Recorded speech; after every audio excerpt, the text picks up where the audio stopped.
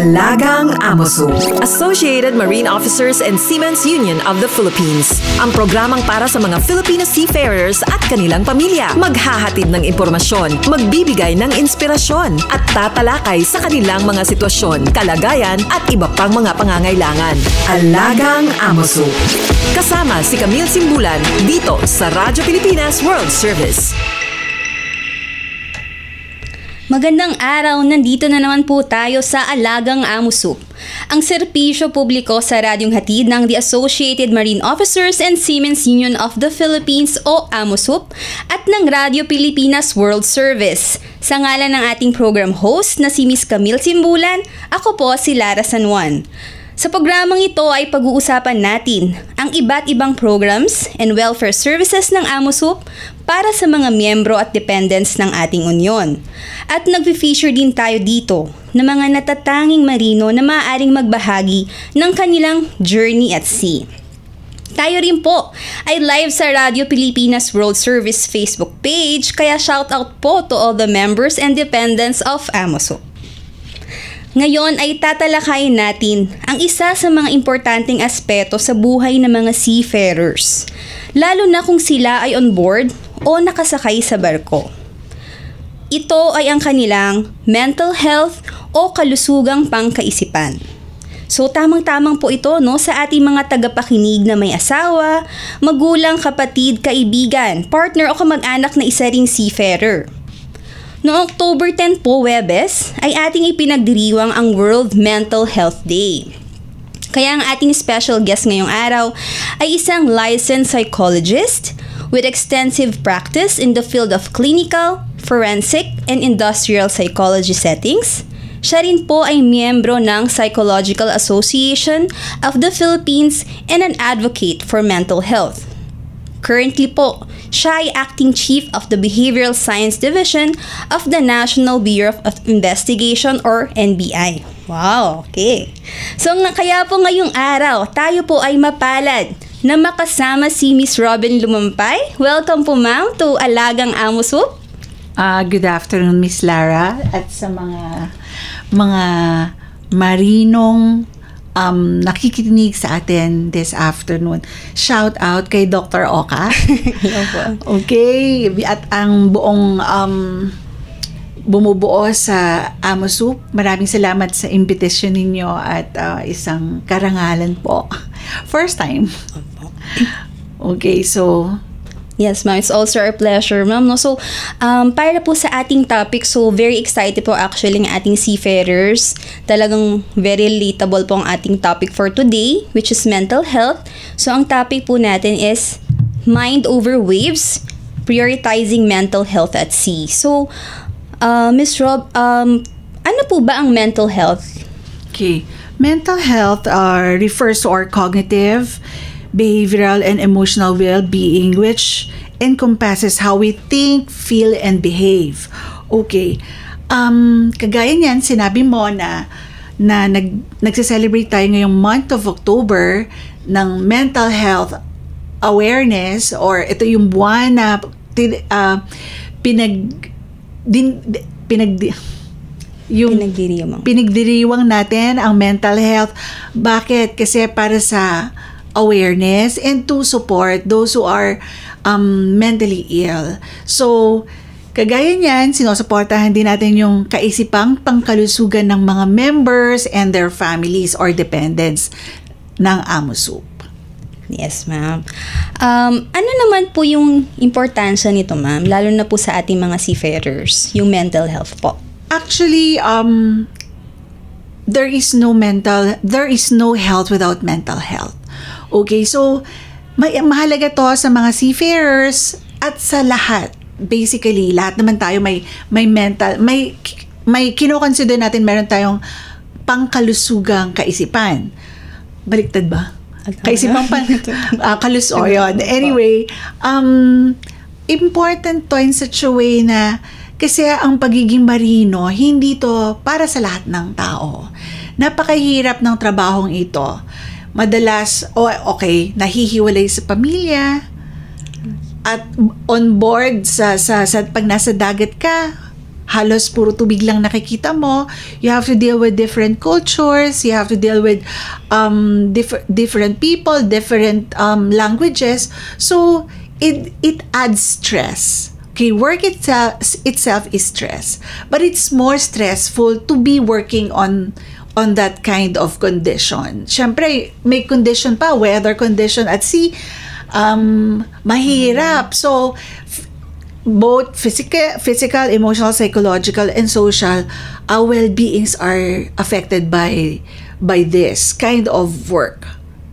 Okay, ma'am. Ano naman po ang pangunahing mental health challenges po, no, na nararanasan ng mga seafarers po? Okay, just the same, all of us suffer from stress, or we encounter stress on a day-to-day basis.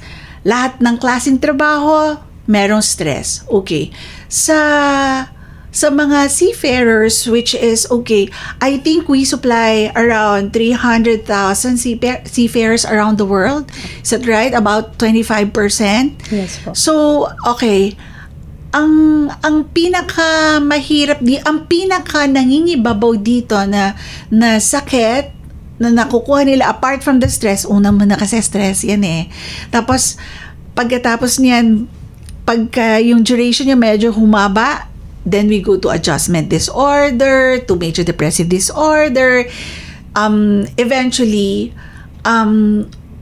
nagkakaroon din yung iba ng post-traumatic stress disorder. So, these are the common mental health illnesses or challenges na nararanasan ng ating mga marino.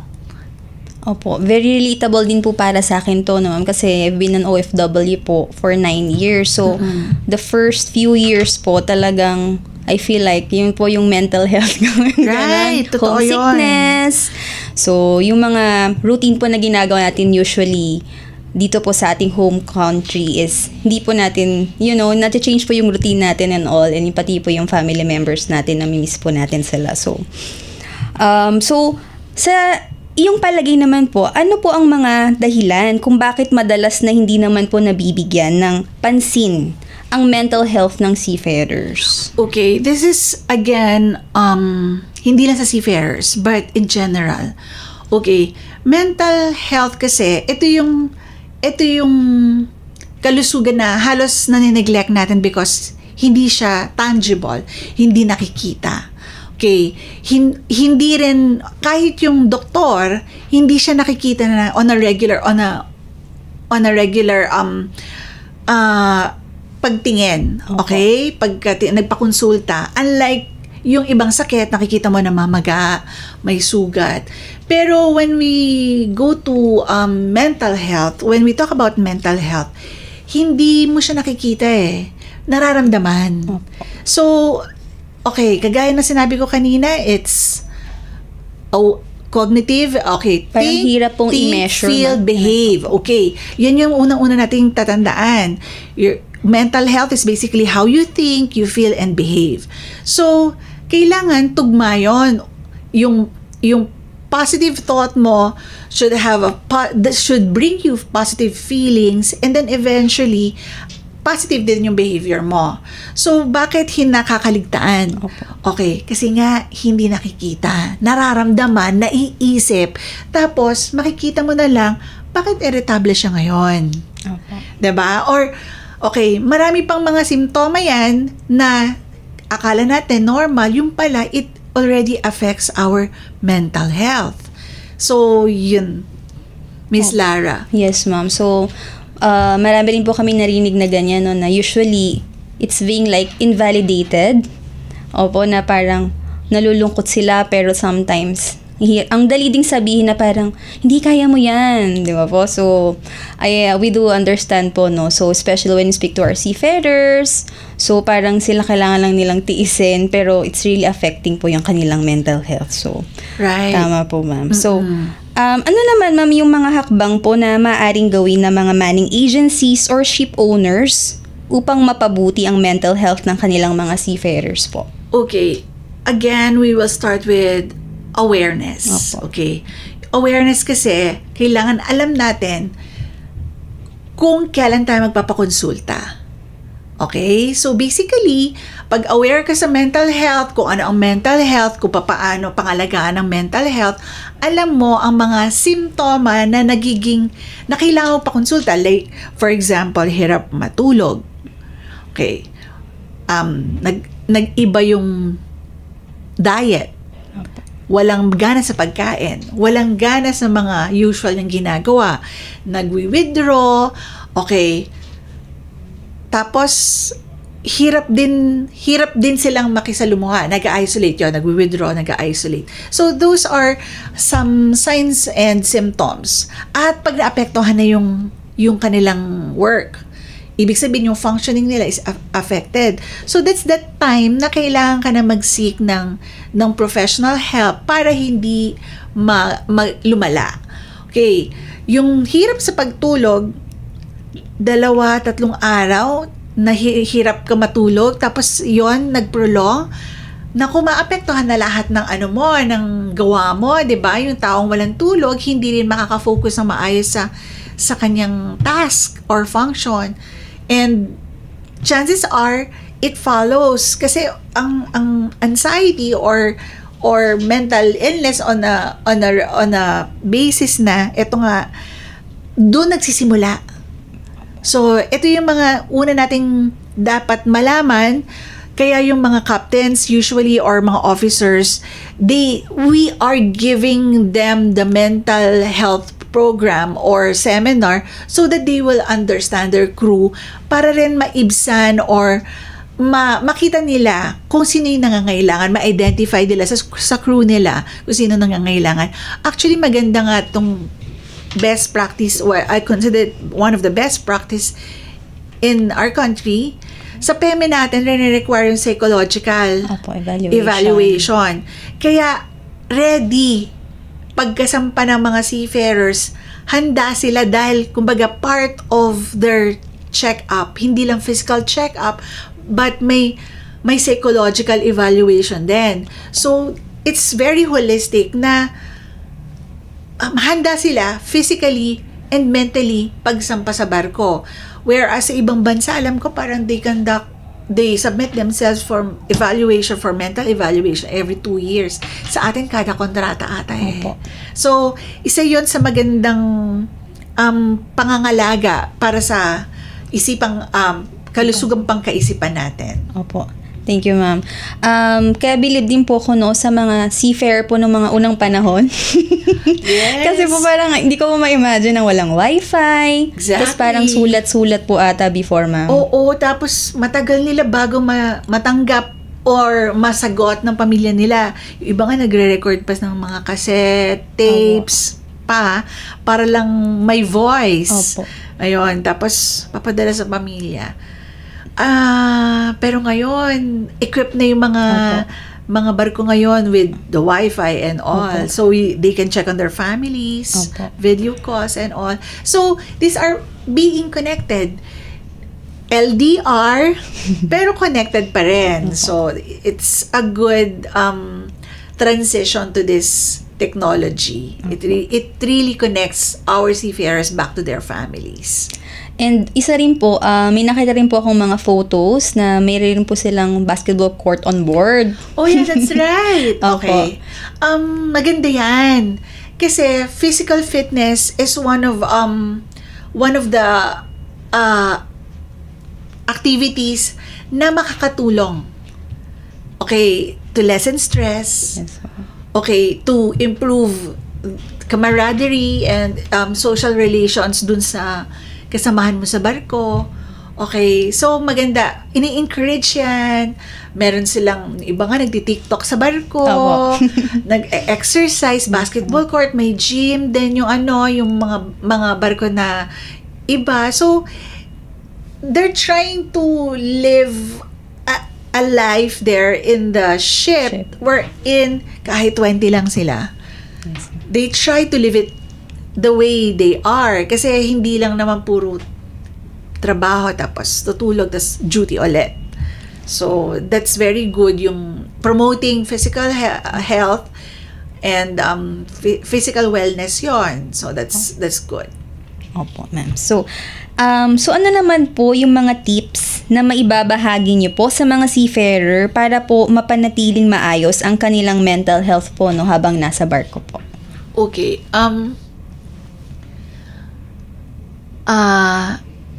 Alam ko yung mga seafarers natin, they're really resilient. Yes. Okay, resilient. Yung kanilang pagbabarko o itong trabaho na pinasok nila, hinahandaan nila yung sarili nila na talagang focus on work because this work will provide for my family, improve our lives and all. Kaya rin saludo ako sa lahat ng mga seafarers. Ito sila yung mga bagong bayani. Modern day heroes. Kasamahan ng mga iba pa nating kababayan na OFW. Sakripisyo, yes. Pero dun sa pagiging resilient nila, I think this is more of partly cultural among us Filipinos. Yes. Na even if nasa malayong lugar, they stay connected. Okay, it's good also to take care of their bodies, like physical activity, sports, ano ba? They can do simple meditation. Yes. Okay? Prayers. Like, pag nag-change yung weather, meron kasi akong cousin na seafarers, kaya malapit sa puso kaya mga seafarers. I think we have 3 in our family. And shout out kila Jo Marie kung nasa man sila. Ayun. Hindi sila they don't really give up that easy kasi pinaghandaan talaga nila to. Bata pa lang sila na alam na nila na ito yung tatahakin ko. And being able to be physically fit would mean or can eventually equate to mental fitness as well. Wala naman kasing hindi pwedeng puro mental health lang din. 'Di ba? So tamang pagkain. Right nutrition, wag sobra and wag anything sobra. Tapos sleep pa rin. So kailangan din 'yon. And so social, spiritual, yung pagpe-play ng basketball game and all, so that's spiritual. So marami tayong iba't ibang aspeto na tinitingnan upang mapalakas natin ang ating mental health on board. Opo. Thank you, ma'am. So paano naman po, ma'am, sa mga gustong humingi ng tulong para sa kanilang mental health? Saan po sila pwedeng tumawag or lumapit po, no? If meron din po kung mayroong free mental health consultation po. Okay, I know that AMUSUP caters telehealth and that includes psychological first aid. Parang ganun. Yung telehealth is MedConnect, if I'm not mistaken. So, they can reach out to the Siemens Hospital. Meron yan. At pwede rin yung mga captains nag-i-email yan doon sa MedConnect or telehealth. They can reach out if they are experiencing challenges in terms of their mental health. Opo. So, any other ma'am, you'd like to share na makakatulong po sa ating mga seafarers? Like stories or... Stories. Okay. Actually, etong mental health na to, pinag-uusapan na to ng ITF as early as 2016 or 17. So, this is isolation. We're talking about depression. Okay. Ito na yung sakit kasi of the 21st century. Okay. Very stressful na ang life ngayon, unlike siguro yung before. Okay. Dati kasi, para malaman mo kung anong nangyayari sa pamilya mo, matagal dumating yung sulat. Ngayon, real time. Okay. Diba? And that can cause their anxiety or stress. Yes. Diba? So, ito, halimbawa, alam mo, yung ibang seafarers na merong CCTV camera sa bahay, they can access and they can see for real time. See what's going on sa family. And medyo may effect yun. Kasi malayo ka, wala kang magawa, stressful yun. Diba? So, it's difficult na somehow it helps, but it's difficult as well. And ito nga tong mental health na to is dapat kasi pagka among us, sinusuportahan natin isa't isa. Magkasama tayo sa barko, we support each other's mental health, physical well-being, mental well-being. How? Okay. Because makikita ko, halimbawa si Lara, I know masayahin siya and all, then all of a sudden, makikita mo, bakit hindi na siya lumalabas ng cabin? May nararamdaman ba? So, kailangan yung hindi lang basta magkasama kayo, you have to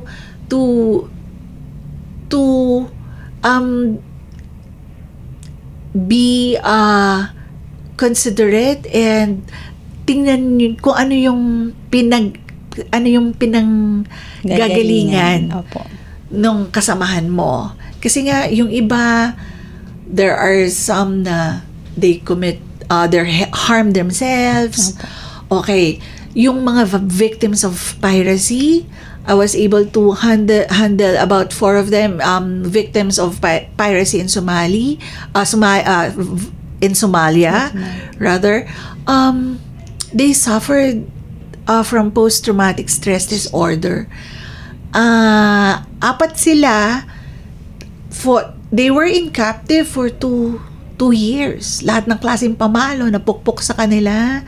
Torture, physical torture and mental torture. Yes. Po. You know what? Pinapakausap doon ng mga Somali yung wife nila. If they're not going to ransom this amount, maririnig na lang sa kabilang linya ng asawa nila na parang umuungol dahil sinasaktan. So, nagsasuffer yung ating seafarer, yung kanyang family, because wala rin silang magawa. So, these are the, work hazards. And these work hazards causes, like, it causes our mental health or well-being na to get affected. So, ang hirap talaga ng trabaho ng seafarers. Pero, eto, nakikita naman natin na bata pala yung mga yan, nag-aaral pala ng college, piniprepare na sila. Yes, that's the reason why I still believe that the Filipino seafarers, ang marinong Pilipino, talagang one of the best and talagang world class yan. Of course, So, shout out again to all marinos of the Philippines. Lakasan lang natin ang ating loob. Okay, tibay ng damdamin, ng pangangatuan, ng pag-iisip. Yun po ay, that's the total well-being that we want for our marino. Opo. So, yun nga po, isa sa mga talagang number 1 po na lalabanan nila is yung pagiging homesick. Yes. May mga parang tips po ba tayo dyan na pwede nating i-remind sa kanila every time po na naglalaban yung kanilang homesickness on board po? Actually, para sa mga nagre-renew ng kontrata, sanay na sila. Pero sa mga nag-uumpisa, yung bago, yun ang pinaka-critical. Kasi, yun yung first step mo na mahihiwalay sa pamilya, na kailangang malayo ka, tapos ito yung first time mo na iba. Swerte kung may kasama kang Pilipino, pero meron akong naging patient na nag-iisa lang siyang Pilipino at to the point na iniisip niya na pinagtutulungan siya, na nabubuli siya kasi puro ibang lahi yung mga kasamahan niya. So, there's always a first time, like me, there's always a first time here. Ayun. Pero ang kagandahan doon is matatag. Yung katatagan na meron dapat ang mga Filipino seafarers. When we talk of resilience, tawag dito kalakasan ng katawan, okay, yung kalooban natin ay handa, nagiging kapaki-pakinabang tayo sa ating mga pamilya, sa society, hindi lang sa pamilya. Okay, may kabuluhan din yung ginagawa nila, yung pagtatrabaho nila, at may kaagapay tayo na alam natin pag uwi natin, andyan ang ating pamilya, andyan ang ating mga kaibigan. So that is one of the core of our Filipino seafarers, yung katatagan. Yan ang talagang pinaghuhugutan natin ng ating mental well-being. Opo. And also, ma'am, marami po kaming tips na natutunan. Masalamat po. I believe po na parang isa rin po ba na nakakatulong, syempre po, katatagan, kalakasan ng seafarer. Number 1 din po yung suporta na ibibigay ng pamilya. That's true.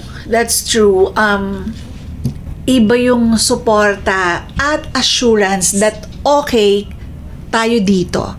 Don't worry about us. Don't worry about your children. Kaya, okay, importante rin yung katuwang nila sa buhay is bigyan din sila ng assurance na okay kami, magtrabaho ka lang na maayos dyan, okay kami, I can run the household, or okay, i-assure na nakakapag-ipon. Kasi, yun din yung nagiging problema. Yes, po.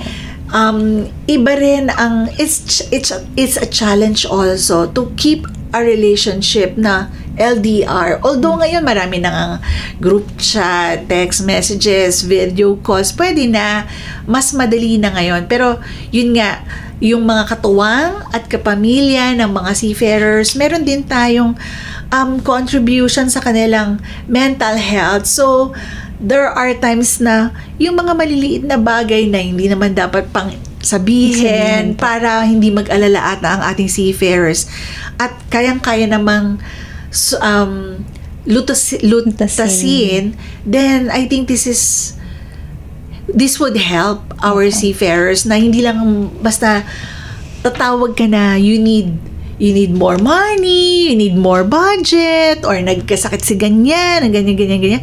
So stress yon. Stress yun sa seafarer. So, iiwasan natin yon. Again, umpisa po ng mga mental illness, nagsimula siya sa stress. Pag yung stress ay hindi mo na overcome, tuloy na yon. So, kailangan natin ng katatagan. So, yun lang. Gusto ko lang po i-highlight, no, sa ating tagapakinig kasi medyo nakarelate po ako doon na before, parang yung mga small po na mga issues na binabalita sa you warrior like 1,000 miles away from home. So, parang nakakapag sobrang worry po na minsan naisip ko na ang layo ko, wala naman akong magawa. Right. So, I think it helps po. If hindi naman po ganun siguro kalaki yung problema, wag na lang muna. Kasi let's put them into consideration. Opo. Okay, like kailangan tayo rin may ginagawa rin.